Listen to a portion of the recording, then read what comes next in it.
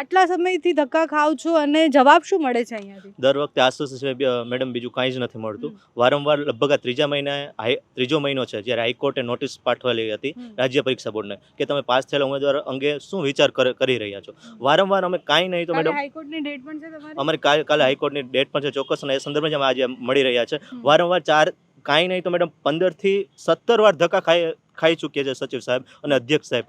એક જ આશ્વાસન મળે કે થઈ જશે, પરંતુ આ જે નોટિસ છે તેનો વળતો જવાબ નથી મળતો. તેના કારણે અમને કોર્ટની નવી મુદતો જવાબ આપવામાં કેમ એ લોકો અટકી રહ્યા છે? શું એમને કઈ તકલીફ છે કે રદ કરવું છે કે શું કરવું છે એમને ખબર નથી?